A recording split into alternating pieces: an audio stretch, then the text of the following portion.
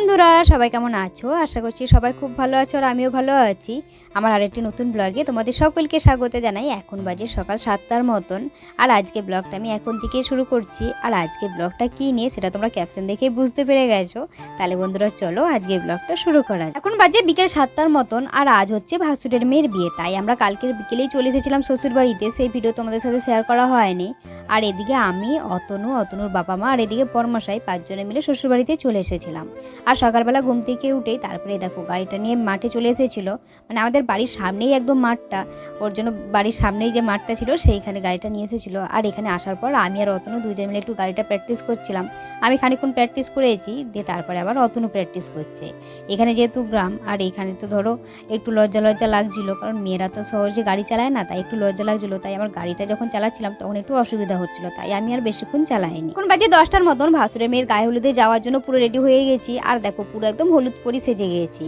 তারপরে বড়মশাই আবার আমাদের সবাইকে দিতে যাচ্ছিল ভাসুরের বাড়িতে। ভাসুরের বাড়িটা আমাদের বাড়ি থেকে একটু দূরে, হেঁটেও যাওয়া যাবে, তবে বড়মশাই বলল যে আমি যখন আছি চলো তোমাদেরকে নামিয়ে দিয়ে আসি। পরে চলে এসেছিলাম ভাসুরের বাড়িতে। আর এদিকে দেখো পুরোহিত মশাই বৃদ্ধির জন্য সমস্ত কিছু রেডি করছিল। আর মা সকাল থেকে এখানে ছিল, দেখতে পাচ্ছ, মা আবার পিছনে দাঁড়িয়ে আছে। এই যে দেখো এটা হচ্ছে আমার ভাসুরের মেয়ে, ওরই আজকে বিয়ে। আর বৃদ্ধির লুক একদম রেডি হয়ে গেছে, খুব সুন্দর লাগছিল কিন্তু দেখতে। আর যে ভাসুরের কথা বলছিলাম ওটা হচ্ছে আমার জ্যাঠা শ্বশুরের ছেলে।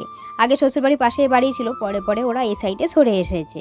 আর এদিকে দেখো সাজনাতলাটা রেডি করছিল, গ্রামের যে ছেলেগুলো ছিল তারাই আবার সাজনাতলাটা ফুল দিয়ে খুব সুন্দরভাবে সাজাচ্ছিল। এদিকে চুপচাপ বসেছিলাম, কি আর করবো, সেরকম কোনো কাজ ছিল না। যেটুকু কাজ ছিল সেটুকু মাসি পিসি কাকি মামি এরাই করছিল। তারপরে দেখলাম হঠাৎ করে ব্যান্ড পার্টি বাজছে। ব্যান্ড পার্টির আওয়াজ শুনে আমি আবার ভাবছিলাম যে হঠাৎ করে কেন ব্যান্ড পার্টি বাজছে, কিছুক্ষণ পরেই তো জল তুলতে যাবে, তখন হচ্ছে ব্যান্ড পার্টি বাজবে, এখন আবার ব্যান্ড পার্টি বাজছে কেন। তারপর আবার কয়েকজন বলাবলি করছিল যে ছেলেদের বাড়ি থেকে নাকি গায়ে হলুদের তথ্য নিয়ে এসেছে, তাই ব্যান্ড পার্টি বাজছে।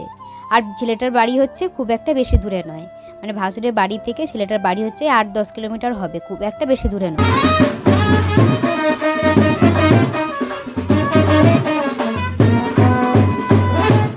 গায়ে হলুদের তথ্য আসার পরেই আমরা সবাই মিলে বেরিয়ে পড়েছিলাম জল তুলতে যাওয়ার জন্য। আর আমরা আজকে সবাই মিলে নদীতে যাব জল তুলতে।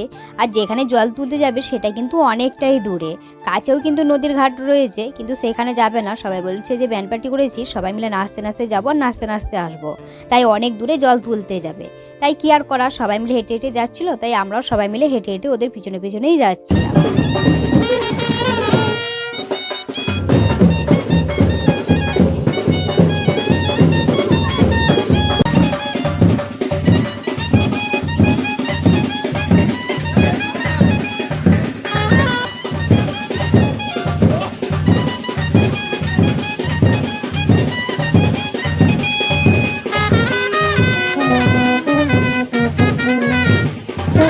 খানিকটা আসার পরে এখানে রাস্তার অবস্থা দেখো কেমন হয়েছে। বর্ষাকালে যেহেতু বিয়ে, তাই রাস্তার অবস্থাগুলো কেমন হয়েছে দেখতে পাচ্ছ। আর এদিকে তো প্রচুর পরিমাণে মেঘও করে আছে, মনে হচ্ছে এই বুঝি যেন বৃষ্টি নেমে যাবে, ভিজে ভিজে না আসতে হয় সবার।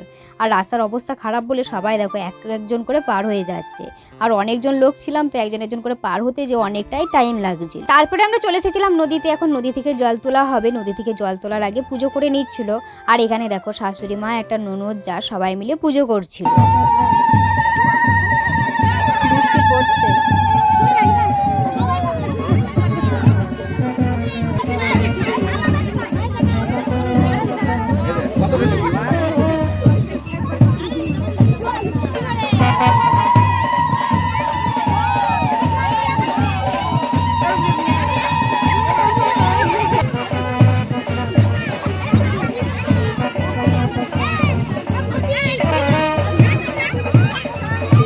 জল তোলা হয়ে গেছে, এখন আমরা আবার সবাই মিলে হেঁটে হেঁটে যাচ্ছি বাড়ির দিকে। আসার সময় যে রাস্তাটা দিয়ে এসেছিলাম সেটাতে তো প্রচুর পরিমাণে কাদা ছিল, তাই সেই রাস্তাটা দিয়ে আর গেলাম না।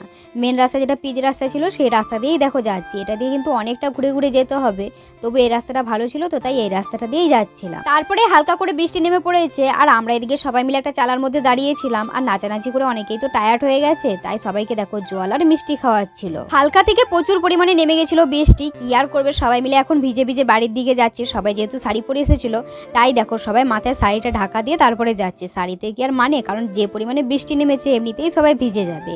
এই বর্ষাকালে বিয়ে লাগানো মানে এই একটা সমস্যা, কোনো কোনো বৃষ্টি আসবে আর বৃষ্টিতে ভিজে ভিজে তারপরে সমস্ত কাজ করতে হবে। বৃষ্টিতে ভিজে এসে সবাই মিলে বসে পড়েছিলাম প্যান্ডেলে খাওয়া দাওয়া করার জন্য। এই অবস্থায় যদি বাড়ি যাই, বাড়ি থেকে আর আসা হবে না খাওয়া দাওয়া করার জন্য, কারণ যে পরিমাণে বৃষ্টি নেমেছে তাই সবাই বললো যে একবারে খাওয়া দাওয়া করে তারপর বাড়িতে যাব। আর এদিকে কোণের অবস্থাটা দেখো, সবে মাত্র গায়ে হলুদ হয়েছে, স্নান আর করাতে হয়নি, বৃষ্টিতে ভিজে ভিজে স্নান করা হয়ে যাচ্ছে।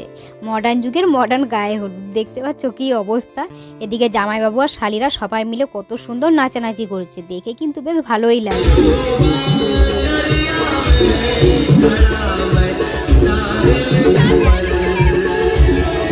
দুপুরবেলা খাওয়া দাওয়া করে সেই যে বাড়িতে গেছি, আর এখন বাজে রাত 9টার মতন। এখন আমরা সবাই মিলে এসেছি বিয়ে বাড়িতে।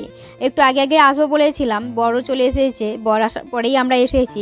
একটু আগে আগে আসবো ভেবেছিলাম, কিন্তু কি আর করা যাবে, এত পরিমাণে বৃষ্টি হচ্ছিল যে আসতেই পারছিলাম না। আর কথায় বলে না যে ঠায়ের মোড়া গঙ্গা পায় না, সেরকম হয়েছে আমাদের দশা। আর এদিকে দেখো সাজানতলাটাও কিন্তু খুব সুন্দরভাবে সাজানো হয়েছে, গ্রামের ছেলেরা সাজিয়েছে তো এত সুন্দর সাজাবে ভাবাই যায়নি, খুব সুন্দর লাগছিল কিন্তু সাজানতলাটা সাজানো। তারপরে চলে এসেছিলাম কনের সাথে একটু দেখা করার জন্য। কোনে সিংহাসনে বসেছিল, কিন্তু আমরা তো আসতে লেট করেছি তাই সেখানে আর দেখা হয়নি, তাই ঘরের ভিতরেই চলে এসেছিলাম দেখা করার জন্য। যেহেতু বর চলে এসেছে তাই কোনেকে ঘরে নিয়ে চলে এসেছে, যখন শুভ দৃষ্টি হবে তখন একবারে বের করা হবে। বর তো চলে এসেছে, কোনের মনে দেখো কত আনন্দ, আনন্দে নাচতে শুরু করেছে।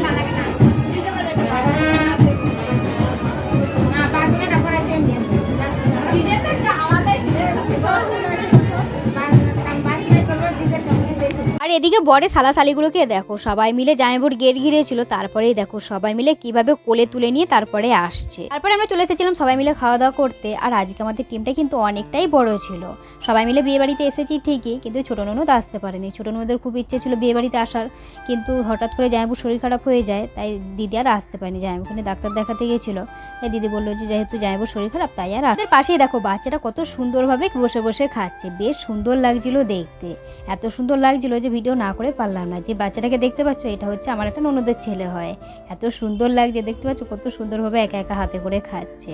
আর ওকে দেখে দেখে আমরা খাচ্ছিলাম আর এদিকে ভিডিও কল। তারপরে ভাসুরের মেয়েটাকে নিয়ে আসলো, ওকে আবার 7 পাকে ঘোরাচ্ছিল সবাই মিলে ধরে, তারপর শুভ দৃষ্টি হবে। শুভ দৃষ্টি হয়ে যেতে দুজনে মিলে আবার বসে পড়েছিল বিয়ে করার জন্য। আর দুজনকে দেখতে পাচ্ছ কত সুন্দর মানিয়েছে, বেশ সুন্দর লাগছিল কিন্তু দুজনকে দেখতে। তারপরে চলে আসলো সিঁদুরদানের পালা, বর এখন বউকে সিঁদুর পরাবে, তার আগে একটু টাইল দিয়ে নিচ্ছিল যে কিভাবে পরাবে। আর যখন সিঁদুর পরাচ্ছিল তখন দেখো একা একা ধরেই পড়াচ্ছিল, কেউ কাউকে ধরতে দেয়নি, কারণ হচ্ছে যেহেতু ওদের দুজনের বিয়ে হচ্ছে, ওকে অন্য কেউ ধরে সিঁদুর কেন পড়াবে। অনেকে আছে পাশ থেকে সিঁদুর পরিয়ে দেয়, ওটা কিন্তু একটুও ভালো লাগে না আমার, কারণ যার সাথে বিয়ে হচ্ছে সেই যেন সিঁদুরটা পড়ায়, এটাই সব থেকে ভালো লাগে। আর আমার বিয়ের সময় কী হয়েছিল, যখন সিঁদুর পড়াচ্ছিল তখন আবার ছোটো ননদ ধরে পরিয়ে দিয়েছিল, তো দিয়ে আমি ভাবছিলাম যে আমার সাথে কার বিয়ে হলো, বরমশাই না ছোটো ননদের। ওরা হয়তো অনেকে বিয়ের ভিডিওটা দেখে ভাববে যে এখন তো ভাদ্র মাস, ভাদ্র মাসে কি বিয়ে হয় নাকি, আসলে এটা ভাদ্র মাসের বিয়ে নয়, আগের মাসের বিয়ে, কিন্তু তখন আমি ভিডিওটা শেয়ার করতে পারিনি, কারণ বিয়ের 1 সপ্তাহের মধ্যেই আবার শ্বশুর মারা যায়, তাই ভিডিওটা শেয়ার করা হয়নি। বিয়ে প্রায় কমপ্লিট হয়ে এসেছে, এখন আগুনে খয়ে দিচ্ছিল। আর সিঁদুরদানের পর ভাসুরের মেয়ের মুখটা দেখো খুব সুন্দর লাগছিল দেখতে। আর শুধু ওকেই নয়, যে কোনো মেয়েরই বিয়ের পরে সিঁদুরদানের পর খুব সুন্দর লাগে মুখটা দেখতে, মুখটাই পুরো একদম চেঞ্জ হয়ে যায়। আর আমি যেহেতু শাশুড়ি হই তাই আমি দূর থেকেই ভিডিও করছিলাম, একটু লজ্জা লজ্জাও লাগছিলো, এই কম বয়সে শাশুড়ি হয়ে গেছি তো তাই একটু বেশিই লজ্জা লাগছিল। তাহলে বন্ধুরা চলো আজকে ভিডিওটা বেশি বড় করছি না, এখানেই শেষ করছি। আজকে ভিডিওটা কেমন লাগলো অবশ্যই কমেন্ট করে জানাবে, ভালো লাগলে একটা লাইক শেয়ার করে দেবে। দেখা হচ্ছে খুবই শীঘ্র পরবর্তী ব্লগে, ততক্ষণ তোমরা সবাই ভালো থাকবে, সুস্থ থাকবে। আজকের মতন টাটা সবাইকে।